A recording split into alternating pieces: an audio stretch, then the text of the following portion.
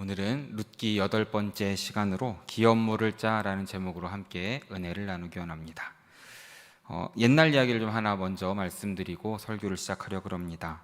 한 60년 전에 있었던 실제 이야기입니다. 1956년에 있었던 일인데 미국 전역을 큰 충격으로 몰아넣었던 사건이 하나 있었습니다. 바로 짐 엘리엇이라는 선교사의 순교 사건이었습니다. 짐 엘리엇이라는 사람은, 이 선교사는 글을 잘 썼고 재능 있는 연설가였고 또 교사로서도 아주 탁월했다라고 전해집니다. 대학 시절에도 지도력이 있는 학생이었고 레슬링부의 챔피언 스타였다라고 하죠. 대학을 수석으로 졸업한 엘리엇은 탁월한 이력을 가졌기 때문에 여기저기에서 스카우트 제의가 많이 들어왔다라고 합니다. 하지만 이 엘리엇은 그 모든 것을 다 거절하고 에콰도르에 있는 아우카 부족에게 복음을 전하기 위해서 친구들과 함께 떠나게 됩니다. 그리고 1956년 1월 8일에 아우카 부족과 만났습니다라는 무전 연락을 남긴 채 돌아오지 않았고, 구조대가 갔을 때에 이들 선교사 5명은 모두 창과 도끼로 살해당했다라고 합니다. 그래서 당시 미국의 타임즈와 라이프지는 이 사건을 보도하면서 이렇게 말을 합니다. 그들은 아우카족을 알게 되었다. 아우카족은 수백 년 동안 외부인들을 모두 죽여왔다. 그래서 주변에 있는 다른 인디언들은 그들을 두려워했는데 이 선교사들은 아우카족에게 가기로 결심을 했다. 그리고 모두 죽게 되었다. 이 얼마나 불필요한 낭비인가라는 내용의 기사를 삼아서 실었다고 합니다. 그래서 이 기사의 헤드라인은 이 얼마나 불필요한 낭비인가, 그래서 영어로는 What a unnecessary waste라고 이렇게 기사 제목이 떴다라고 합니다. 그런데 우리가 여러분, 이것이 과연 정말 낭비이고 정말 바보 같은 일이었는지 우리가 다시금 한번 생각해 보기 원합니다. 오늘 말씀을 통해서 보아스의 모습을 보면서 이 질문에 대한 대답을 함께 찾아보려고 하겠습니다. 우리는 지난 시간 룻기 3장 마지막 부분에서 룻이 보아스를 찾아가 청혼을 하는 장면을 보았습니다. 그리고 율법과 자신이 했던 축복을 근거로 청혼하는 룻을 향해서 보아스는 감격했고 자신의 기쁨을 표현합니다. 그래서 당장이라도 결혼식을 올릴 분위기였습니다. 그런데 그때에 갑자기 보아스가 초를 치는 말을 한마디를 합니다. 무엇입니까? 3장 12절의 말씀을 함께 읽어보기 원합니다. 함께 읽습니다. 참으로 나는 기업을 물을 자이나 기업 물을 자로서 나보다 더 가까운 사람이 있으니. 아멘. 머리가 띵할 정도의 충격입니다. 무엇입니까? 이제 다 결론이 나서 이제 룻과 보아스가 결혼할 수 있겠다라고 생각을 했는데 갑자기 보아스가 나보다 더 가까운 기업물을 그런 다른 사람이 있습니다 라고 지금 룻에게 이야기하는 겁니다. 그래서 보아스는 돌아가는 룻에게 보리를 6번 되어주면서 보냈고, 또 나오미는 보아스의 사인을 보고 이렇게 말을 합니다. 18절 말씀을 보면 이에 시어머니가 이르되 내 딸아 이 사건이 어떻게 될지 알기까지 앉아있으라. 그 사람이 오늘 이 일을 성취하기 전에는 쉬지 아니하니라 하니라 라고 말씀합니다. 그래서 이제 오늘 말씀에서는 쉬지 않는 보아스가 어떤 일을 하는지를 우리에게 보여주고 있습니다. 보아스가 어떻게 문제를 해결하는지 본문을 통해 이것을 함께 살펴보기 원합니다. 먼저 1절 말씀을 다시 한번 함께 읽어보기 원합니다. 1절입니다. 보아스가 성문으로 올라가서 거기 앉아 있더니 마침 보아스가 말하던 기업 물을 자가 지나가는지라.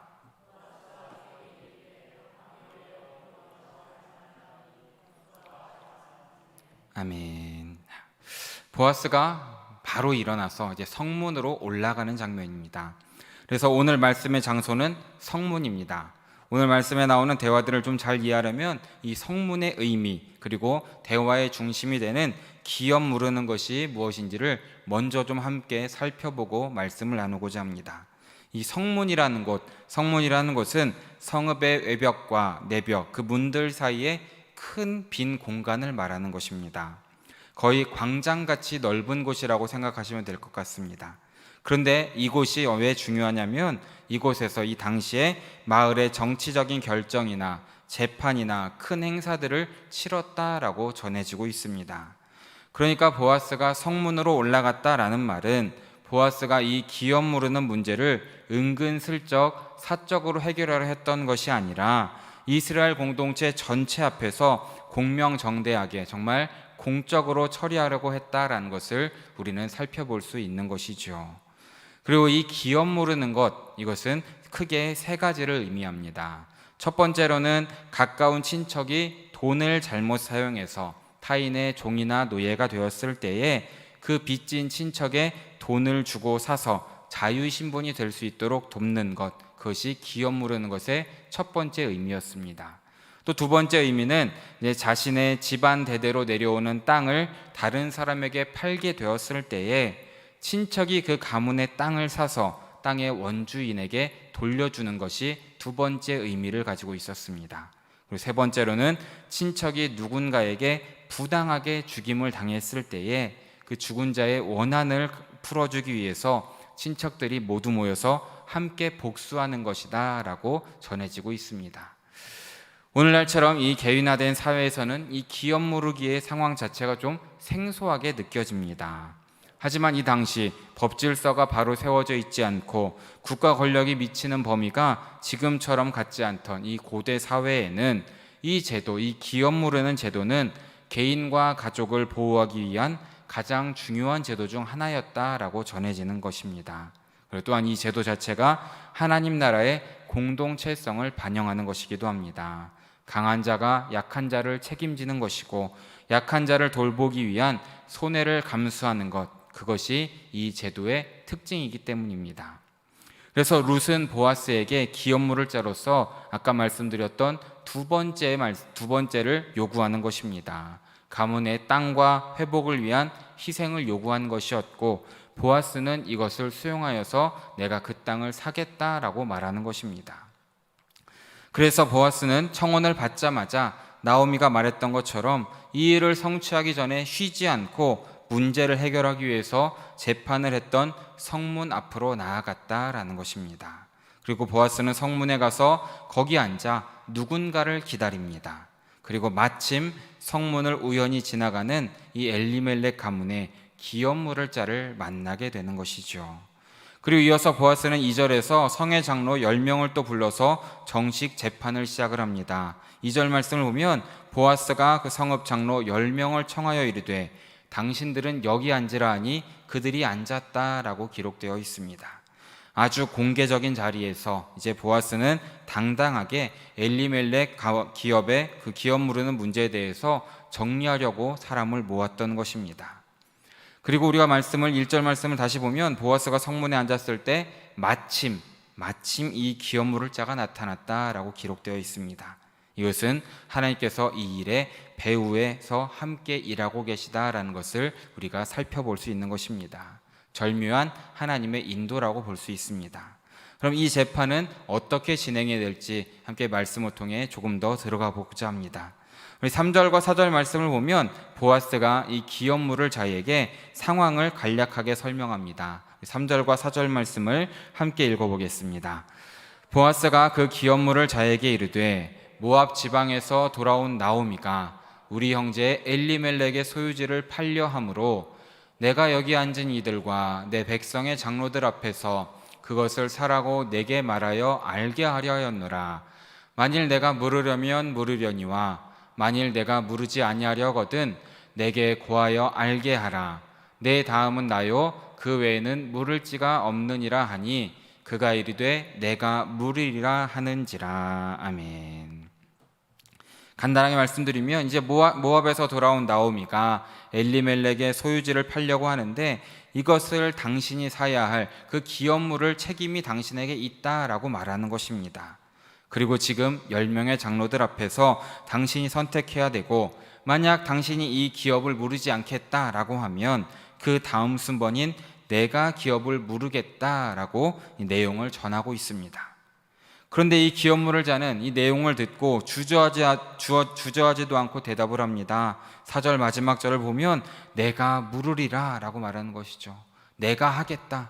내가 이 기업을 무르겠다라고 말하는 것입니다. 사건이 좀 당황스럽게 전개가 됩니다. 지금까지 스토리를 보면 보아스와 룻이 결혼을 해야 될 상황입니다. 그런데 갑자기 등장한 이 기업물을 자에게 모든 것을 빼앗길 위기에 처합니다.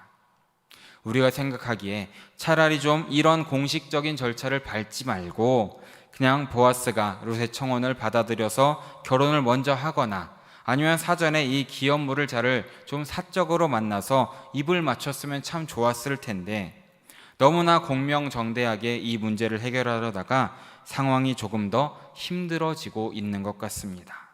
문제는 심각해지고 있는 것입니다. 지금 기업물을 는 것에 대한 우선권을 가진 사람이 엘리멜렉의 기업을 무르겠다라고 장로 10명 앞에서 선언을 하고 있는 것입니다. 모든 것이 꼬이는 것 같습니다. 지난 시간에도 말씀드렸지만 우리는 이 이야기의 전체를 잘 알고 있기 때문에 기업물을 자의 이 말을 듣고도 큰 반응은 없습니다. 그게 뭘까라고 생각이 되는 것이죠. 놀람도 없고 긴장도 느껴지지 않습니다. 하지만 이 이야기를 처음 듣는 것처럼 우리가 정말 보아스고 우리가 정말 룻이라면 어떨지 한번 우리가 상상할 수 있어야 되는 것이죠. 성문 앞에 있었던 이 보아스의 입장에서 이 기업물을 자의 이 선언은 정말 심장 떨리는 선언이 아니었겠습니까? 모든 것을 다 꾸며서 이제 결혼만 하면 되는데 갑자기 그 사람이 내가 물으리라 라는 것입니다. 이 말 한마디는 이 보아스와 룻이 만들어온 모든 이야기들, 모든 계획들을 모두 엉망으로 만들 수 있었던 아주 무서운 선언이었던 것입니다. 엘리멜렉의 기업과 룻이 한 일도 이 제대로 알지 못하는 그런 사람에게 모두 다 넘어갈 수 있는 커다란 위기에 빠졌다라는 것입니다.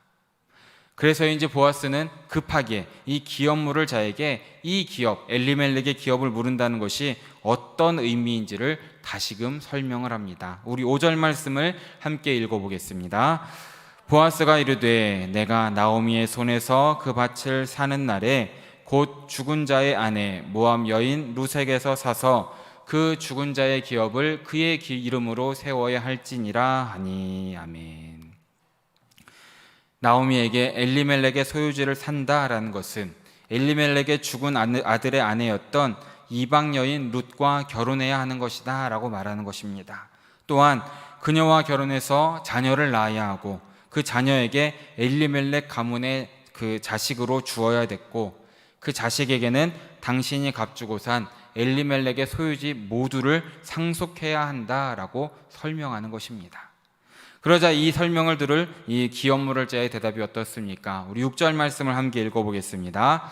그 기업물을 자가 이르되 나는 내 기업에 손해가 있을까 하여 나를 위하여 물으지 못하노니 내가 물을 것을 내가 물으라. 나는 물으지 못하겠노라 하는지라. 아멘.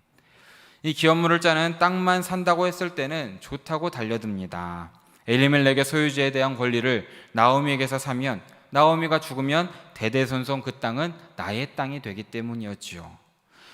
나오미는 이미 자식을 낳을 수 없을 정도로 나이가 들었으니까 이제 이것은 좋은 투자라고 생각했던 것입니다. 그래서 처음에는 기업 무르는 것에 대해서 아주 흔쾌히 받아들이는 것입니다. 합법적으로 자신과 자신 가문의 그 땅을 넓힐 수 있는 기회였다라는 것입니다. 근데 막상 보아스의 설명을 들으니까 나오미의 땅과 함께 그 집에 어린 과부가 있다는 것을 듣게 됩니다. 그리고 그 과부와 결혼도 해야 됐고 과부에게 자식도 낳아주어야 됐고 자신이 값주고 산 모든 땅까지 상속을 해줘야 된다라는 것을 듣고 났더니 이건 자신 재산의 이익이 되기보다는 좀 큰 손해가 있을 것 같다라는 것을 깨닫게 됩니다. 기업물을 자는 하나하나 계산을 합니다. 그리고 이 기업물을 권리를 포기하면서 뒤로 물러나는 장면을 보게 됩니다. 마음이 바뀌는 것이죠. 그가 직접 밝힌 이유가 무엇입니까? 내 기업에 손해가 있을까 하여 라고 말하는 것입니다. 아까 말씀드린 것처럼 기업 무르는 것, 이것은 원래 자신은 손해를 입을 수밖에 없는 것입니다. 하지만 자신보다 약하고 어려운 이 가족, 친척들을 위한 돕기 위한 법이다라는 것을 아까 말씀드렸습니다. 그러니까 강한 사람이 약한 사람을 위해서 자신에게 있는 것으로 약한 사람들의 필요를 채우는 사회적인 안전망이었던 것이죠. 하지만 이 기업 물을 자는 처음 보아스의 제안을 들으면서 기업 무르는 것이 내 기업의 이익이 될 것이라는 판단에서 기업을 무르겠습니다라고 말한 것이었습니다. 하지만 이후에 보아스의 이야기를 듣다 보니까 세부적인 내용을 알게 되었고 자신이 경제적으로 이익보다는 손실이 더 크다라는 것을 알게 됩니다. 그래서 순간적으로 마음이 바뀌는 것입니다. 우리 6절 말씀을 다시 함께 한 목소리로 읽어보기 원합니다. 6절입니다. 그 기업 물을 자가 이르되 나는 내 기업에 손해가 있을까 하여 나를 위하여 무르지 못하겠노니 내가 물을 것을 내가 물으라. 나는 무르지 못하겠노라 하는지라. 아멘. 이 사람은 기업 무르는 것이 기본적인 성격이 긍휼이나 사랑에서 나온 헌신이고 희생이라는 것은 전혀 몰랐던 것입니다. 아니, 알았어도 그것보다는 먼저 나를 위한 것이 더 컸다라는 것이죠. 그래서 성경은 일부러 나를 여러 번 강조하였고 마지막 나는 무르지 못하겠노라 라는 말을 반복하고 있는 것입니다. 기업 물을 자가 손살을 치면서 나는 절대 그 기업을 무르지 않겠다라고 물러서는 모습을 우리는 보게 되는 것입니다. 이어지는 말씀이 7절과 8절 말씀입니다. 7절과 8절 말씀도 함께 읽어보겠습니다. 옛적 이스라엘 중에는 모든 것을 무르거나 교환하는 일을 확정하기 위하여 사람이 그의 신을 벗어 그의 이웃에게 주더니 이것이 이스라엘 중에 증명하는 전례가 된지라. 이에 그 기업 물을 자가 보아스에게 이르되 내가 너를 위하여 사라 하고 그의 신을 벗는지라. 아멘. 그리고 이 기업 물을 자는 어떻게 합니까? 신을 벗었다라고 기록이 되어 있습니다. 이제 나의 모든 기업 물을, 모든 권리를 다 포기하겠습니다라는 선언입니다. 그런데 이것은 이 당시 사회에서는 매우 창피한 일이었습니다. 왜냐하면 자신이 마땅히 감당해야 할 이 가족, 친척에 대한 책임을 버리고 회피하는 것이었기 때문입니다. 하지만 그럼에도 불구하고 이 기업 물을 자는 적극적으로 내 기업 물을 권리를 모두 다 포기하고 보아스에게 떠넘겨 버렸다라는 것이죠. 이유가 무엇입니까? 나의 기업에 손해가 되기 때문이다라고 말하고 있는 것입니다. 사랑하는 여러분, 이 기업 물을 자의 모습에서 오늘날 우리는 우리의 모습을 좀 살펴볼 수 있어야 되지 않겠습니까? 어쩌면 우리 역시도 이렇게 너무 셈을 잘하게 되지는 않았는지 한번 살펴보시길 바랍니다. 무엇이 나에게 이익이 되는지 너무 잘 판단하고 나에게 이익이 되는 것이라면 정말 챙기고 보는 우리의 모습을 살펴보아야 될 것입니다. 반대로 내가 조금이라도 손해를 보는 관계나 상황이 있다면 가차없이 관계를 끊어버릴 때도 있는 것이죠. 우리는 나 스스로를 보호하고 유지하는데 너무나도 셈을 잘하게 되었다라는 것입니다. 철저한 이기주의로 모든 선택의 중심이 되는 이 똑똑함이 어쩌면 우리를 집어삼킨 것은 아닌지 스스로를 좀 살펴보시길 진심으로 바랍니다. 특별히 우리가 이 교회라는 것, 교회 공동체로 모인 것은 단순히 모임의 회원인 것을 넘어서 그리스도의 피로 우리가 한 혈통, 한 가족이 되었다는 것을 믿으시기 바랍니다. 그러게 우리가 가족이라는 것을 인지한다면 우리는 절대로 옆에 있는 우리의 성도들을 남으로 여겨서는 안 된다라는 것이죠. 우리는 서로의 연약함이나 서로의 부족함을 바라보면서 그것을 채워주기 위해서 우리의 관심과 구체적인 섬김과 우리의 사랑을 행하시는 영일의 성도님들 모두 되시길 진심으로 바라겠습니다. 우리 옆에 있는 성도들을 끊임없이 사랑으로 섬기는 것은 전혀 특별한 것이 아니라는 것을 우리가 마음에 새기시면서 더욱더 서로를 사랑하시고 서로를 섬기시는 우리 모두 되시길 진심으로 바라겠습니다. 이 신을 벗은 자, 이 기업을 물을 원래 권리를 가진 사람, 이 사람을 향한 하나님의 평가가 무엇입니까? 이 사람은 똑똑한 사람이었습니다. 그리고 자신과 자기 소유에 손해가 생길 수 있는 것을 피했습니다. 그래서 이 사람을 성경에서는 이렇게 부릅니다. 우리 오늘 본문 1절 중반절을 보면 이렇게 되어 있습니다. 함께 읽습니다. 보아스가 그에게 이르되 아멘. 아무개요 라고 부르고 있습니다. 이 사람의 이름이 정말 아무개겠습니까? 아닙니다. 그리고 보아스가 이 사람의 이름을 정말 몰랐겠습니까? 아닐 겁니다. 작은 마을의 친척입니다. 친척인데 이 둘이 서로의 이름을 모를 리가 없다라는 것이죠. 하지만 성경을 보면 이 기업물을 권리를 포기한 사람의 이름을 아무개라고 표현하고 있는 것입니다. 왜 이렇게 적었는지 정답은 없습니다. 하지만 성경의 기자이신 성령님께서 이 자신의 친족을 살릴 기회를 포기해버린 이 사람의 이름은 굳이 적을 필요가 없다라고 생각해서 이렇게 아무개라고 적지 않으셨을까 한번 상상해 볼 수 있지 않겠습니까? 이런 사람의 이름을 하나님께서도 기억하지 않으시겠다라는 것입니다. 아마도 이렇게 말씀하시는 느낌입니다. 너와 내 기업을 위해서 부여된 가장 중요한 기업물을 의무를 너는 포기했다. 그러기에 나도 너를 포기하겠다라고 말씀하시는 것 같습니다. 세상에서는 그 사람을 똑똑하고 셈을 잘한다고 하겠지만 하나님께서 보실 때에는 그냥 책임을 회피한 아무개다라고 이렇게 부르시는 것입니다. 사랑하는 여러분, 우리의 이름도 하나님께서 기억하셔야 되지 않겠습니까? 우리를 아무개로 부르시기보다는 우리의 이름을 기억하시도록 우리 모두가 사랑과 섬김에 있어서는 하나님 앞에서 우리의 이름으로 불리시는 사랑하는 성도님들 모두 되시길 진심으로 바라겠습니다. 본문으로 돌아가서 이제 모든 위기가 지나갑니다.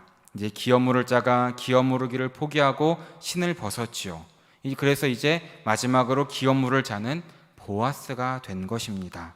그래서 보아스가 이제 선포하는 장면입니다. 우리 9절과 10절 말씀을 함께 읽어보겠습니다. 함께 읽습니다. 보아스가 장로들과 모든 백성에게 이르되 내가 엘리멜렉과 기럨과 말론에게 있었던 모든 것을 나오미의 손에서 산 일에 너희가 오늘 증인이 되었고 또 말론의 아내 모압 여인 룻을 사서 나의 아내로 맞이하고 그 죽은 자의 기업을 그의 이름으로 세워 그의 이름이 그의 형제 중과 그곳 성문에서 끊어지지 아니하게 하매 너희가 오늘 증인이 되었느니라 하니. 아멘. 이제 보아스는 10명의 장로들과 또 이곳에 모인 많은 백성들 앞에서 이 일의 증인이 될 것을 요청하는 장면입니다. 두 가지를 말하는 것이죠. 하나는 내가 엘리멜렉의 기업을 내가 그 기업을 무르겠다라는 것이고, 또 하나는 룻과 결혼해서 룻을 통해서 자녀를 낳아서 엘리멜렉 가문을 잇겠다라고 선포하고 있는 것입니다. 이렇게 보면 보아스는 어쩌면 바보 같은 모습입니다. 보아스의 이 선택은 앞에서 말씀드렸던 이 신을 벗은 아무개의 표현대로 하면 보아스와 보아스의 기업에 아무런 도움이 되지 않을 뿐만 아니라 손해를 끼치는 것이 될 수도 있다는 것입니다. 어떻게 보면 낭비이고 허비일 수도 있다는 것입니다. 엘리멜렉 땅의 소유권을 갖게 되는 것은 좋지만 결국 그렇게 산 땅을 다시금 엘리멜렉 가문에게 돌려줘야 된다는 것입니다. 그런데 보아스는 그 손해를 선택하는 것입니다. 그것도 자원하는 것입니다. 이런 면에서 보면 어쩌면 보아스는 좀 바보가 아닐까 생각이 됩니다. 하지만 사랑하는 여러분, 우리가 생각해야 될 것이 또 하나 있습니다. 주님의 몸된 교회가 어떻게 세워지고 어떻게 부흥하는지 생각해 보신 적이 있으신지요? 어떻게 교회가 부흥합니까? 세상의 돈, 세상의 명예, 세상의 권력으로 교회가 부흥하는 것은 거의 없음을 기억하시기 바랍니다. 교회는 방금 우리가 본 이 보아스 같은 하나님 앞에서의 바보들이 많아야 부흥한다라는 것을 기억하시길 진심으로 바라겠습니다. 저 역시도 교회 바보분들을 참 많이 만났습니다. 특별히 우리 영일교회 가운데에도 바보분들이 많으신 것 같습니다. 보이는 곳, 보이지 않는 곳에서 빛도 없이 이름도 없이 수고하시는 분들이 참 많다라는 것을 많이 느끼게 됩니다. 세상에서 더 잘 나갈 수 있는 분들이신데 어찌어찌 하다 보니까 주님을 만나셨고 주님과 사랑에 빠져버린 분들이 너무나 많은 것입니다. 그러다 보니까 세상이 보기에는 이해할 수 없는 선택을 하시는 분들도 분명히 계시고 세상은 절대 이해할 수 없는 그런 길을 걸으시는 분들도 많이 보게 됩니다. 그런데 신기하게도 이상한 길을 가고 세상이 이해할 수 없는 길을 가는 분들이 우리 모두에게 커다란 감동을 주는 것이고 우리 모두에게도 많은 마음의 울림을 주신다라는 것이죠. 그러기에 사랑하는 여러분 모두가 하나님 앞에서 바보로 살아가심으로써 사랑을 전달하시는 영일의 성도님들 모두 되시기를 진심으로 바라겠습니다. 보아스가 해야 되는 것, 그것은 나오미의 기업을 물러주는 것입니다. 이것은 보아스나 그의 기업에 하등 도움이 되지 않습니다. 이것은 보아스에게 경제적인 손실도 가져옵니다. 그런데 보아스는 이 모든 것을 즐겁게 나오미의 기업을 자신의 기업으로 값주고 사서 물러줍니다. 그리고 우리는 이와 비슷한 이야기를 잘 알고 있습니다. 어떤 이야기입니까? 바로 우리의 구원과 관련된 이야기이죠. 우리 로마서 5장 6절에서 8절까지의 말씀을 함께 읽어보기 원합니다. 함께 읽습니다. 우리가 아직 연약할 때에 기약대로 그리스도께서 경건하지 않은 자를 위하여 죽으셨도다. 의인을 위하여 죽는 자가 쉽지 않고 선인을 위하여 용감히 죽는 자가 혹 있거니와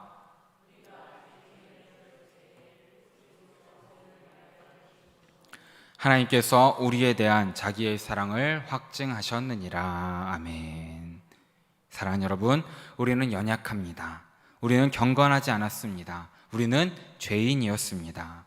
그런데 그런 우리 한 사람 한 사람을 위해서 예수님께서 이 땅에 오셔서 우리를 위하여 죽으셨다라는 것이죠.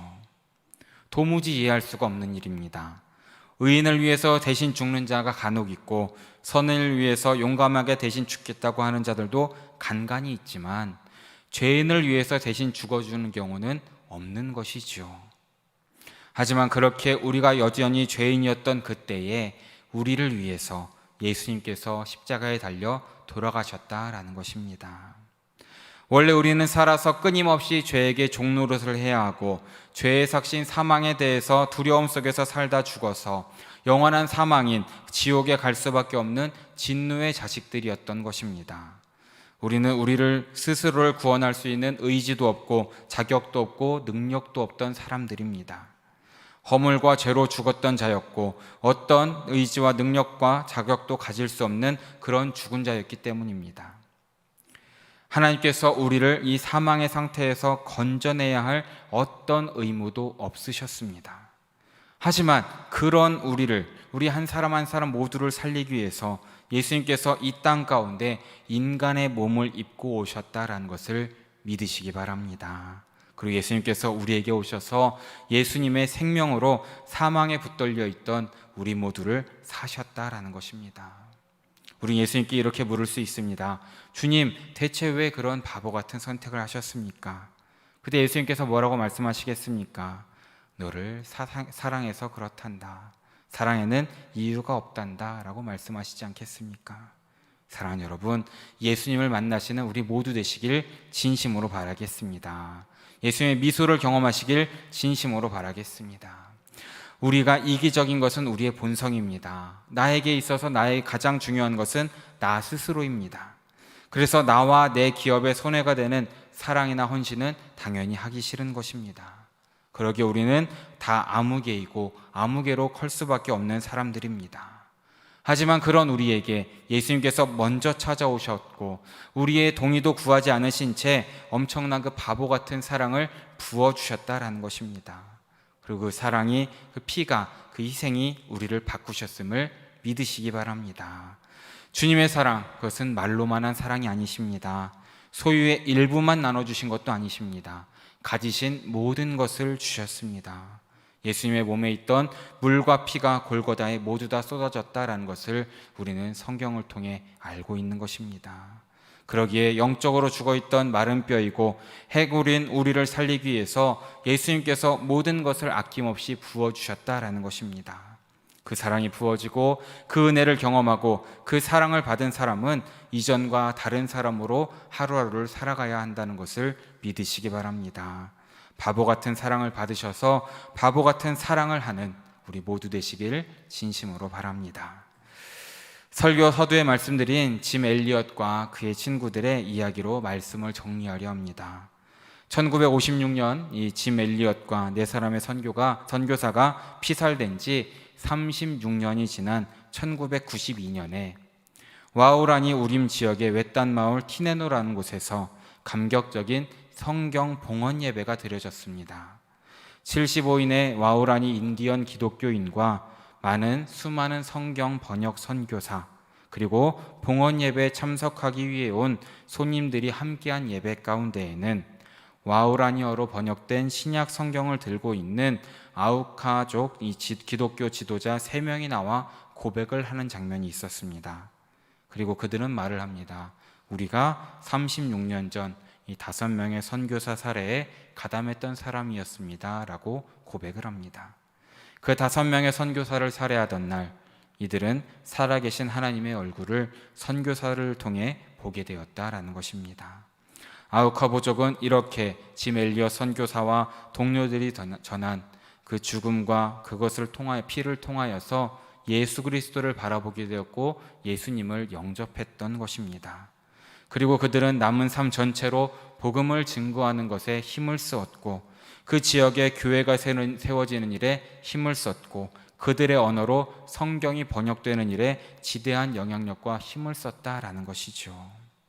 그럼 우리는 다시금 물어볼 수 있습니다. 과연 이 짐 엘리엇과 친구들의 죽음은 정말 헛된 것이었겠습니까? 사랑하는 여러분, 우리는 끊임없이 선택을 강요받으며 이 땅을 살아갑니다. 하루하루를 살아가는 것입니다. 이 선택은 세상에서는 똑똑하고 지혜롭고 유명하다고 평가를 받지만 하나님께는 아무개로 불릴 수밖에 없는 무명의 사람으로 살든지 아니면 세상에서는 바보라고 불림받을지라도 하나님께 이름을 불리는 유명의 사람이 되든지의 선택이다라는 것이죠. 그리고 저는 이 시간 부디 사랑하는 우리 영예의 성도님들 모두가 하나님의 부르심 앞에 반응하시는 우리 모두 되시길 진심으로 바랍니다. 하나님 편에 서시기 바랍니다. 주님 가신 길에 서시길 바랍니다. 예수님께서 걸어가신 좁은 문 앞으로 나아가시길 진심으로 바랍니다. 우리를 향해 웃으시는 주님의 손을 붙잡으시고 예수님을 닮아서 바보 같은 그 사랑을 전하시고 그렇게 기업 물을 자로 보아스로 살아가시는 우리 사랑하는 영일의 성도님들 모두 되시기를 진심으로 바라고 축원합니다. 함께 기도하겠습니다. 사랑해 주님 너무나 감사합니다. 오늘도 이렇게 수요일 저녁 잊지 않고 우리 모두가 정말 예배의 자리 가운데에 또한 각자의 삶의 자리 가운데에 예배할 수 있도록 인도해 주심에 다시 한번 감사드립니다. 주님, 우리가 세상 가운데 살면서 세상과 벗삼아 살고 정말 세상의 셈대로 사는 것이 아니라 세상에서는 바보로 불릴지라도 온전히 하나님과 벗삼아 살아가는 우리의 삶이 될 수 있도록 주여 인도하여 주시옵소서. 예수님께서 우리를 위해서 나를 위해서 십자가에 달려 돌아가신 것처럼 보아스가 엘리멜렉의 모든 기업을 무르는 것처럼 우리도 주님께서 가신 길, 기업 무르는 길에 서서 주님의 사랑, 헤세드를 전하는 삶이 될 수 있도록 주여 우리의 삶을 인도하여 주시옵소서. 그러므로 우리의 삶의 자리 가운데에도 주님의 사랑으로 주님의 나라를 세워가는 우리 모두 될 수 있도록 함께하여 주시옵소서. 언제나 우리의 모든 것 되시는 예수 그리스도 이름으로 기도드립니다. 아멘.